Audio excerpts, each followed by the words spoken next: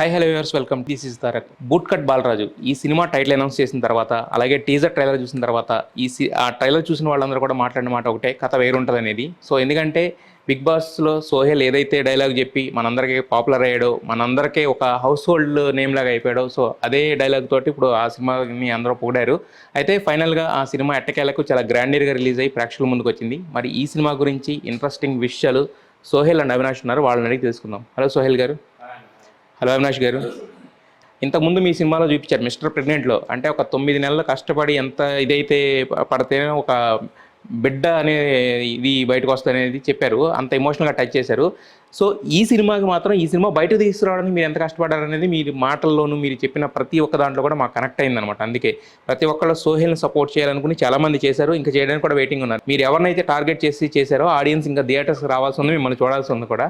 So అలాగే అవినాష్ గారిని చూస్తే ఇంకా మీకు అంటే సినిమాలో మిమ్మల్ని ఎలా అయితే సపోర్ట్ చేశారో బయట కూడా అలాగే మీకు విన్నంటే ఉండి సపోర్ట్ చేస్తూ ఉన్నారు కాబట్టి, so finally congratulations for the big release of Boot cut Balaraju. So మరి ప్రేక్షకుల నుంచి మీరు ఎలాంటి రెస్పాన్స్ ఆశించారు, వాళ్ళ నుంచి ఎలాంటి రెస్పాన్స్ వచ్చింది మీకు? అన్న ఆడియన్స్ చూసిన వాళ్ళు సినిమా బాగుంది and timepass, full timepass movie ఇది. ఎస్, పిల్లలు కూడా నవ్వుకుంటారు, మస్తు ఎంజాయ్ చేస్తున్నారు. నీ లాంగ్వేజ్, నీ స్లాంగ్ ఏదైతే ఉందో దాని మీద ఇంకా ఎంజాయ్ చేస్తున్నారు. అవినాష్ కామెడీ కానీ, సద్దాం కామెడీ కానీ, అందరూ పర్ఫార్మెన్స్ కానీ. So everything is good. ఇక ప్రతి సినిమాలో ఒక 10-15 మినిట్స్ ఎక్కడో ఒక దగ్గర చిన్న ఇది అనేది డిస్టర్బెన్స్ అనేది ఉంటుంది. డిస్టర్బెన్స్ అంటే అది కూడా సో అది ఒక్కటే తప్ప మిగతా సినిమా మొత్తం ఫ్లో ఎక్కడ ఆగదు. ప్రతి ఒక్కరు చెప్తున్నారు అది. సో అంత మంచి సినిమాని నేను ఏమంటున్నానంటే, నేను లైక్ జనాల నుంచి ఇంత మంచి రెస్పాన్స్ వచ్చినప్పుడు చూసిన వాళ్ళ దగ్గర నుంచి, ఎక్కడైతే మొత్తం ఆంధ్ర మొత్తంలో, రాయలసీమ మొత్తంలో 3 ప్లేసెస్లోనే షో పడలేదు. ఆ విషయంలో నేను ఫీల్ అయినా. సో ప్రజల నుంచి మనకు అంత మంచి రెస్పాన్స్ వస్తున్నప్పుడు మీరు వెళ్ళండి, మీరు రివ్యూస్ కానీ లేకపోతే ఇది కానీ చూడకండి, మీరు డైరెక్ట్ వెళ్ళండి. మా ముందే ఒకరు ఇప్పుడు జెన్యూన్ వ్యూస్ రివ్యూ ఇవ్వడానికి వేరే ఒక వెబ్సైట్స్ ఉంటాయి, వాళ్ళు ప్రొఫెషనల్ వాళ్ళు.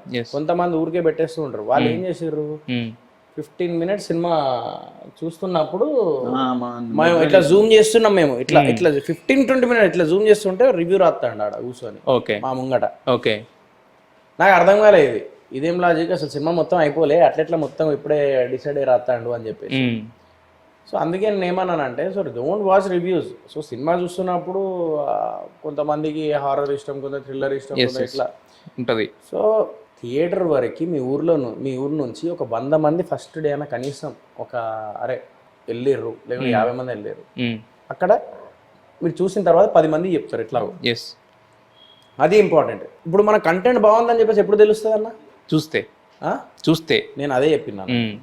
మీరు చెప్పిన మాట అయితే కరెక్టే, కన్వేయింగ్ అనే విధానం కొంచెం తేడాగా ఉంది అనిపించింది. యాక్చువల్ నేను మాట్లాడాలనుకుంటున్నాను, యాక్చువల్ దాని గురించే మిమ్మల్ని పిలిపించింది కూడా. అదే మీరు అనుకున్నా అంటే అసలు జనాలకు ఏం చెప్పాలనుకున్నారు నిన్న మీరు మాట్లాడిన తర్వాత, అంటే సినిమా చూసిన తర్వాత? నేను సినిమా చూస్తున్నప్పుడు లైక్ మేఘ మా హీరోయిన్ తను అరే తిరుపతిలో ఇట్లా షో పడలేదట్రా అని అంటే, అది కొంచెం సడన్ గా ఇంతమంది రెస్పాన్స్ చూసేసి ఇంత మంచి రెస్పాన్స్ వస్తుంది అందరి దగ్గర నుంచి, ఇది ఏంది ఇది అని చెప్పి బయటికి రాగానే మైకులు పెట్టారు. మీరు అడిగిన అర్థమైందన్నా. బేసిక్ గా ఏదైతే మీడియా ముందు, కెమెరా ముందు ఏదైతే చెప్పిండో, కొంతమంది నేను ట్రోల్స్ చూస్తున్నాను, పాజిటివ్ వెళ్తుంది, నెగిటివ్ వెళ్తున్నాను. ఆ టైంలో ఎమోషన్ అయ్యాడు. ఎమోషన్ అయ్యి మా మేఘ ఏదైతే చెప్పిందో, ఆవిడ ఏదో చెప్పిందో, ఇంకో 2-3 ఫ్రెండ్స్ ఇక్కడ నా ముగ్గురు నలుగురు టికెట్ బుక్ చేసేసరికి హాల్ అంతా ఖాళీ అని చెప్పేసి థియేటర్లో సినిమా తీసేయడం జరిగింది. దానికి ఇదంతా వినేసరికి ఎమోషన్ అయిపోయాడు. బేసిక్గా టు బి ఫ్రాంక్ అయిపోయాడంటే, ప్రమోషన్ ఓపెన్ చెప్తున్నాను, నేను దగ్గర ఉండే 2 years 2.5 years ట్రావెల్ చేస్తున్నాను సినిమా గురించి. డబ్బులు లేవు, ప్రొడ్యూసర్ డబ్బులు లేకపోతే సినిమా అయిపోతే ఇది ఆగకూడదు అని చెప్పేసి మాడు నేను ఇంట్లో నుంచి అమౌంట్ పెట్టుకొని, నేను డబ్బులు పెట్టుకొని సినిమా స్టార్ట్ చేశాడు. నా విషయం ఏంటంటే, బిగ్ బాస్ నుంచి ఇంతమంది సపోర్ట్ చేశారు, అన్ని కమెంట్లు పెట్టారు, ఏమైనా సోయల్స్ అని చెప్పేసి. అంటే వాళ్ళ కింద ఎప్పుడు పెట్టిన కమెంట్లు ఏంటంటే, సోయల్ బిగ్ బాస్ వేరు, సినిమా వేరు. బిగ్ బాస్ ఆడియన్స్ వేరు ఉంటారు, సినిమా ఆడియన్స్ వేరు ఉంటారు, టీవీ ఆడియన్స్ ఉంటారు, థియేటర్ ఆడియన్స్ వేరు ఉంటారు. నేను చూసి నేను షాక్ అయ్యాను యాక్చువల్లీ.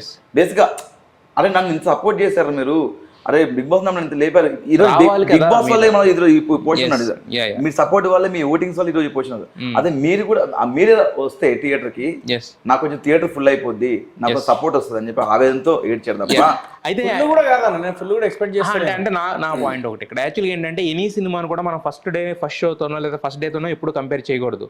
రెండో రోజు కూడా కావచ్చు, మూడో రోజు పికప్ కావచ్చు. ఎందుకంటే మీరు అన్నది ఫ్యామిలీ ఆడియన్స్ కోసం. ఫ్యామిలీ ఆడియన్స్ శుక్రవారం థియేటర్స్కి వచ్చేస్తారని మనం ఎక్స్పెక్ట్ చేయలేము. ఎందుకంటే వాళ్ళకి శనివారం ఆదివారం సెలవు వస్తే వస్తారు కాబట్టి.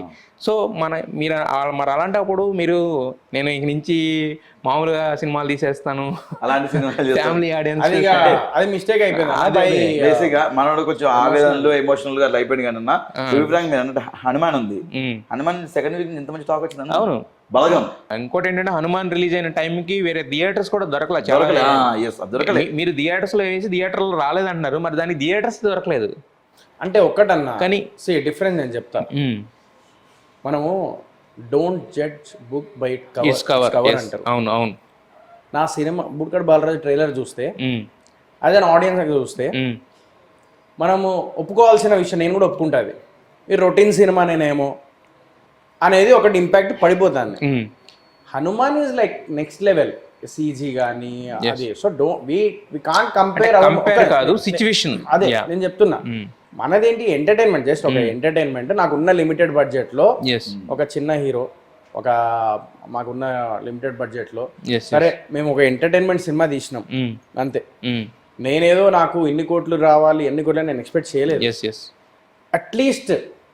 అట్లీస్ట్ ఒక థియేటర్లో ఒక 60 మంది 70 మంది 80 మంది వాట్ ఎవర్ ఫస్ట్ షో పడకుండా ఉండడం అలా లేకుండా వస్తే బాగుండు అనే ఉద్దేశంతోనే నేను చెప్పిన. సో మీరు అన్నది కరెక్టే, కంపల్సరీ కంటెంట్ ఉన్న సినిమాలు 100% ఇదైతే. కానీ ఆ కంటెంట్ ఉన్న సినిమాలు బాగుంది మీరు రండి దీంట్లో ఏముంది అని చెప్పేసి చెప్పడానికే వాళ్ళ దాకా పోర్ట్రే చేయడానికి చాలా క్యాలిక్యులేషన్స్ ఉంటాయన్న. యాజ్ ఎ ప్రొడ్యూసర్ గా నాకు తెలుసు అది ఆడియన్స్ వరకు రీచ్ అవ్వవు. అది ఏంటిది అనేది నేను చెప్పలేను కెమెరా ముందు.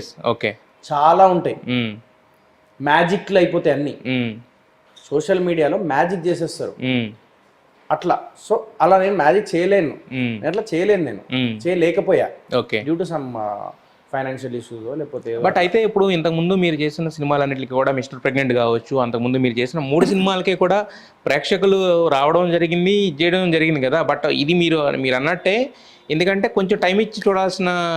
మనకి ఎలా ఉంటుంది సార్, ఫస్ట్ డే కలెక్షన్ లా ఉంది, ఫస్ట్ డే ఆ రెస్పాన్స్ కోసం మనం చూసారు యాక్చువల్లీ.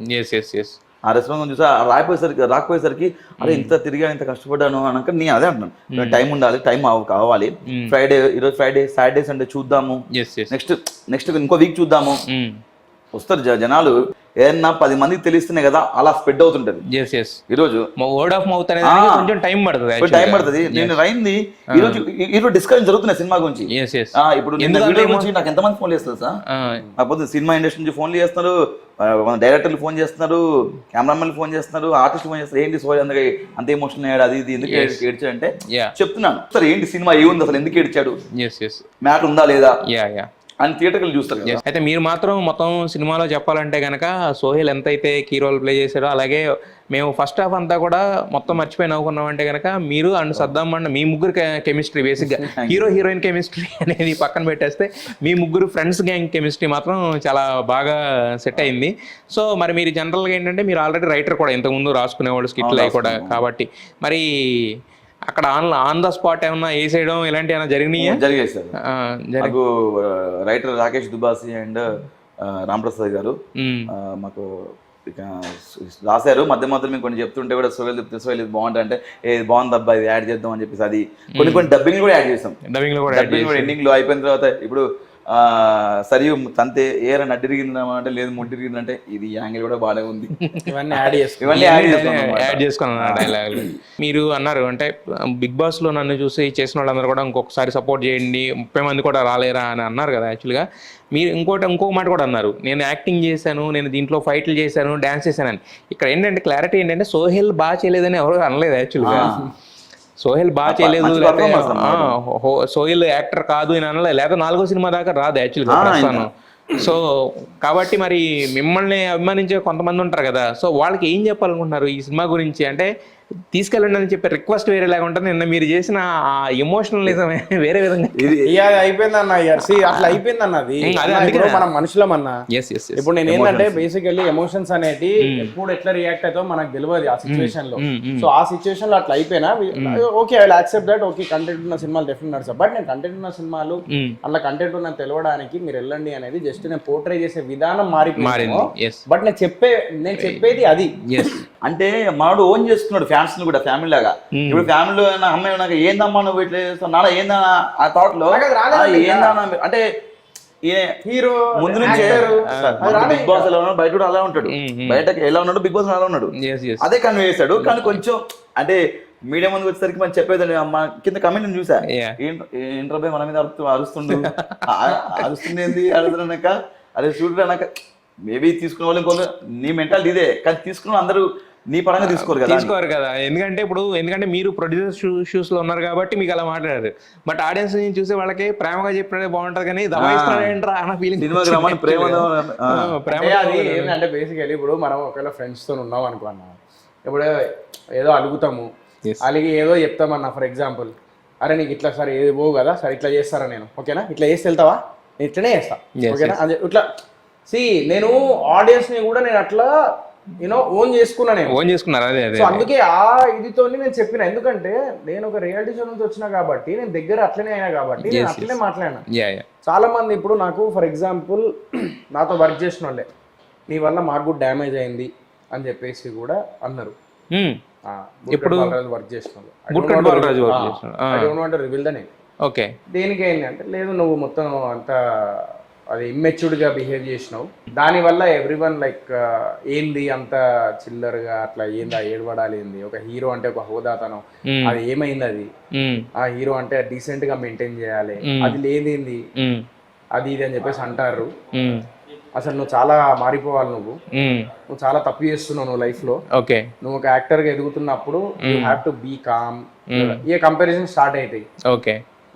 లైక్ అఖిల్ సార్తో చూడు ఇప్పుడు ఎట్లా మాట్లాడుతున్నాడు సెటిల్డ్ గా, అభిజిత్ చూడు ఎలా మాట్లాడుతాడు సెటిల్డ్ గా. సో అంటే చెప్తున్నా హౌస్ నుంచి వచ్చి, ఇప్పుడు కొంతమంది ఇప్పుడు ఎక్కడికి వెళ్ళినా కూడా కొంచెం నార్మల్ గా లైక్ ఎట్లా మాట్లాడతారు, రాహుల్ సిప్లిగంజ్ ఎలా మాట్లాడుతున్నాడు ఇప్పుడు సెటిల్డ్ గా. సో అలా నువ్వు కూడా మెయింటైన్ చేయి.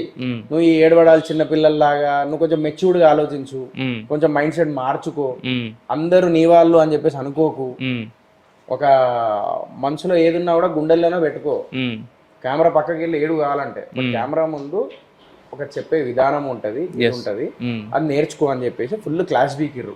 ఒక్కరు కాదు, ఇద్దరు వీకిర్ నాకు బూడికడ బాలరాజులో పనిచేసిన వాళ్ళు. సో లిటరల్లీ మార్నింగ్ నుంచి అది కూడా హాంట్ అవుతుంది నా మైండ్ లో, ఏంది ఇది అనేది. నేను కూడా కమెంట్స్ నేను నైట్ 4:35 కి పడుకున్నా నేను. సో నేను చాలా సెన్సిటివ్ అన్న. ఫస్ట్ థింగ్ చాలా sensitive, first thing. Second thing వచ్చేసి అన్న, ఓకే ఈయనకి బల్బు ఫుల్, ఈయనకి బల్బు దిగిపోయింది మొత్తం అని అంటే, నేను నిజం చెప్తున్నా బల్బ్ అట్లనే ఉంటుంది. ఇంకా బల్బ్ ఎప్పుడు ఉంటుంది అంటే, నాలాంటి మధ్య తరగతి వాళ్ళు లైక్ మిడిల్ క్లాస్ ఫ్యామిలీ వాళ్ళు మనకు బ్యాక్ సపోర్ట్ ఉండదు, మనం ఫైట్ చేస్తూనే ఉండాలి. ఆ ఫైట్ లోనే బల్బు కనిపిస్తుంది ఇటోడి, కానీ అది బల్బు కాదు. నేను డిఫెండ్ చేసుకుంటాను, నాకు ఇట్లా నాకు సెక్యూరిటీస్ లేవు, నాకు నాది నేనే సెక్యూరిటీ. దానివల్ల మీ అందరికి అట్లా కనిపిస్తుంది. బట్ ఒకవేళ అలా ఉండేది ఉంటే అన్న, నాకు ప్రీ రిలీజ్ ఈవెంట్ కి అంతమంది సపోర్ట్ చేసేవాళ్ళు, ట్రైలర్ కి ఇంతమంది వచ్చేవాళ్ళు కాదు, సీజన్ 1 సీజన్ 7 అందరు నా ఫ్రెండ్స్ సగం మంది. నాకు ఈ రోజు ఇంతమంది ప్రోత్సహించే వాళ్ళు కాదు, నా పక్కన ఉన్న వాళ్ళు ఇంత ప్రేమించే వాళ్ళు కాదు.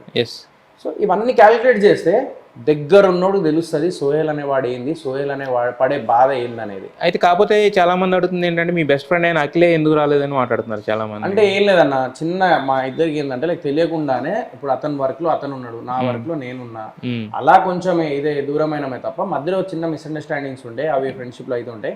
బట్ ఏంటంటే ఎవరి వర్క్ లో వాళ్ళు బిజీ ఉన్నారు. ఇప్పుడు నిన్న నేను వీడియో చూడంగానే అఖిల్ నాకు మెసేజ్ పెట్టిండు కూడా, బీ స్ట్రాంగ్ సోయి, దాని గురించి టెన్షన్ పడకు, just keep going, be strong అది అని చెప్పేసి పెట్టిండు. థ్యాంక్ యూ అక్కి అని చెప్పేసి పెట్టినా. అది ఉంది, ఆ బాండింగ్ ఉంటది. మేము కొట్లాడతాం, మళ్ళీ కలుస్తాం, ఇంటర్వ్యూలో కొట్లాడతాం, ఏదో చేస్తాం, అవి ఉంటది. But he needs some space. He also gone through with something అంట. He really felt very low. అదే ఏదో మొన్న నేను ఎక్కడ చూసాను, సమ్ డిప్రెషన్ లో ఉన్నాను. అదేం నాకు తెలియదు, నేను ఫోన్ చేస్తే lift చేయలేమన్నా. He need that space అంట. సరే ఓకే డన్. నెగిటివ్ కామెంట్స్ కూడా మనం క్లారిఫై చేస్తే అయిపోతుంది కాబట్టి దాని గురించి అడుగుతున్నాను. ఇలా అంటున్నారు, దానికి మీరేం చెప్తారు? అంటే ఎక్కువ మంది బిగ్ బాస్లో అయిపోయారు, వేరే వాళ్ళని పెట్టుకోవచ్చు అంటే సార్, ఫస్ట్ ఆఫ్ ఆల్ వీళ్ళు వేరే వాళ్ళని అడిగి ఉంటారు 100%.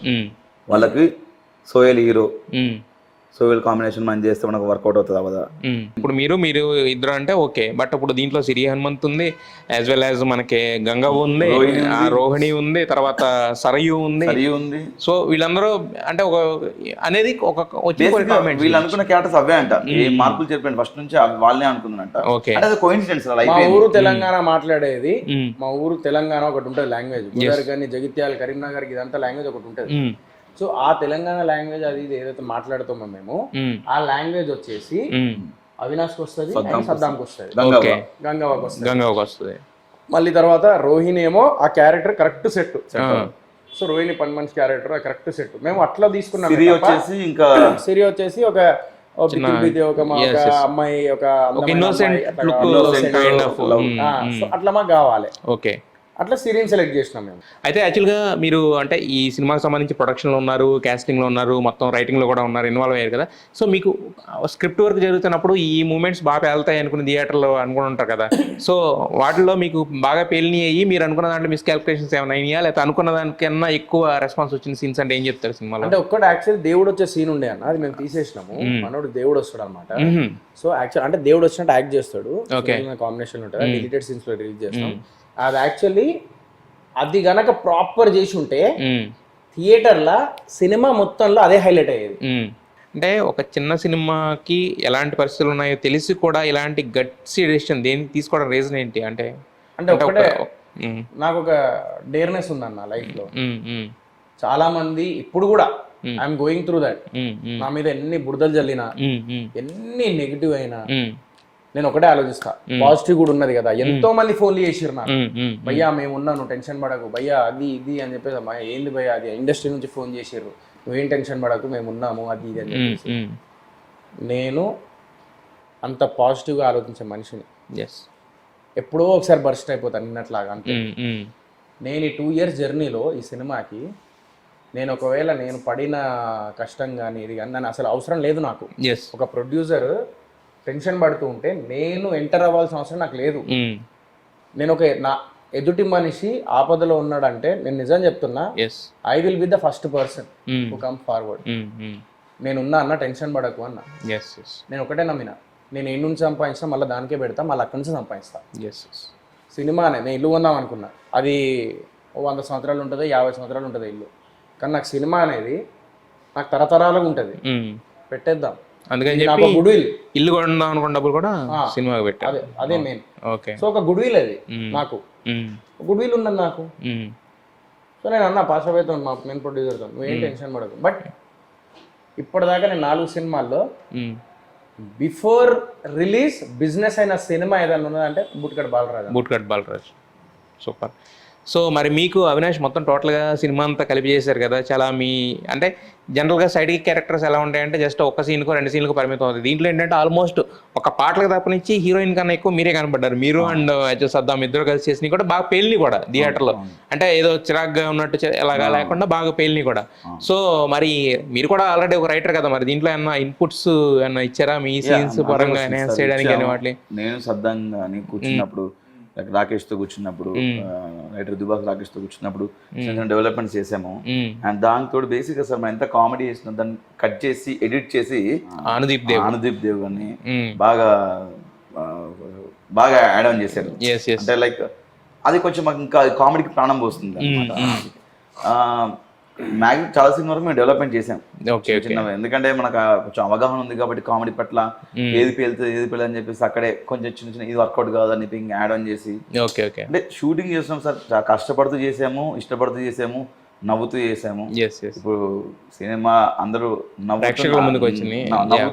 నవ్వుకుంటూ సినిమా చూసి ఇంటికి వెళ్ళిపోతే హ్యాపీ సార్, అంతే. సో ఫైనల్గా మిమ్మల్ని అభిమానించే వాళ్ళు, సోహెల్ అభిమానించి ఇంకా సినిమా చూడడం వాళ్ళకి, సినిమా ఇప్పటి వరకు జనరల్గా సినిమా చూద్దామా అనే ఒక థాట్లో ఉన్న వాళ్ళకి ఏం చెప్తారు? మీరు ఏం చెప్తారు? మీ వర్డ్స్ అంటే ఏం చెప్తారు ఆడియన్స్కి? సరదాగా మంచిగా హ్యాపీగా మీ పేరెంట్స్తోని, మీ ఇంట్లో వైఫ్ పిల్లలు వాళ్ళతోని కలిసి చూసే సినిమానే బూట్కట్ బాలరాజు. సో అవినాష్ మీరేం చెప్తారు ఆడియన్స్కి? కథ బాగుంటే కాన్సెప్ట్ బాగుంటే తప్పకుండా చూస్తారని చాలామంది నాకు చెప్తున్నారు కదా. కథ బాగుందో లేదో మీరు ఒకసారి థియేటర్కి చూడండి అన్న. కథ కాన్సెప్ట్ బాగుంటే సేమ్ ఈ మాట ఎవరైతే అంటున్నా వాళ్ళకి చెప్పండి కథ బాగుందని. Please do watch Boot Cut Balaraju on theatres. And please ఈ ఇంటర్వ్యూ షేర్ చేయండి. నేను క్లారిటీ ఇచ్చిన, ఒకవేళ నేను తప్పు చేసిన క్షమించండి. అన్ని ఛానల్స్కి పేరు పేరున థ్యాంక్ యూ. మా మూవీకి సపోర్ట్ చేస్తుండండి, కొంచెం మాకు ప్రమోట్ చేస్తుండండి. And thank you so much sir. మీకు wish you all the best to Sohel గారు అండ్ అవినాష్ గారు and boot cut Balaraju. Thank you.